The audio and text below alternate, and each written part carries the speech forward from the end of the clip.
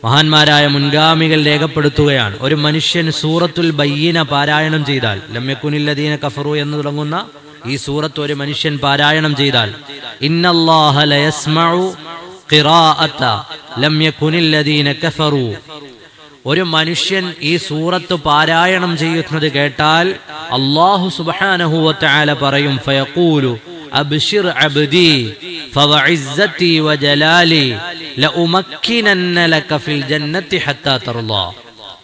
സുബ്ഹാനല്ലാഹ്. ഒരു മനുഷ്യൻ ലം യകുനില്ലദീന കഫറു എന്ന സൂറത്ത് പാരായണം ചെയ്യുന്നത് കേട്ടാൽ അല്ലാഹു തആല പറയും അദ്ദേഹത്തിന്റെ മേൽ എന്റെ സന്തോഷം അറിയിക്കൂ. അബ്ശിർ അബ്ദി, എന്റെ സന്തോഷം ആ അബ്ദിന്റെ മേൽ അറിയിക്കൂ. എന്റെ ഇസ്സത്ത് കൊണ്ട്, എന്റെ പ്രൗഢിയും പ്രതാപവും എല്ലാം സത്യം.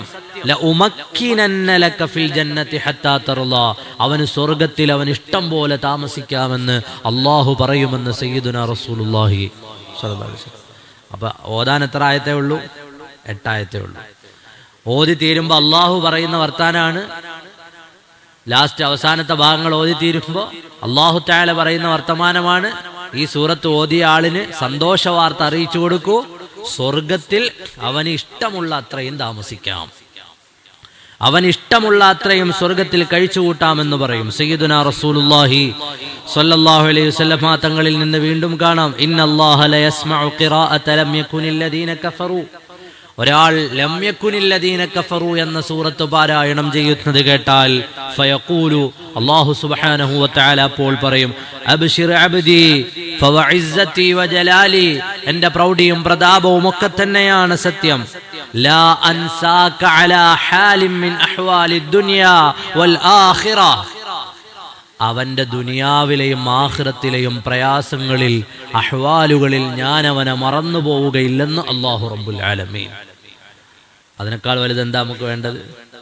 നമുക്ക് ദുനിയാവിലൊരു പ്രയാസം ഉണ്ടായാൽ അല്ലാഹു നമ്മെ മറന്നു പോവില്ല. ദുനിയാവിലും ആഖിറത്തിലും അവൻ എന്ത് അഹ്വാലുണ്ടായാലും, എന്ത് പ്രയാസം ഉണ്ടായാലും അവനെ ഞാൻ എന്ത് ചെയ്യില്ല? മറന്നു പോവില്ല. അത് ചെറിയൊരു വാക്കല്ല. അള്ളാഹു നമ്മെ മറന്നു പോകാതിരിക്കുക. ഒരു പ്രയാസം വന്നപ്പോൾ നമ്മെക്കുറിച്ച് ഒരാൾ ഓർക്കുക എന്ന് പറഞ്ഞാൽ അത് വലിയൊരു കാര്യമാണ്.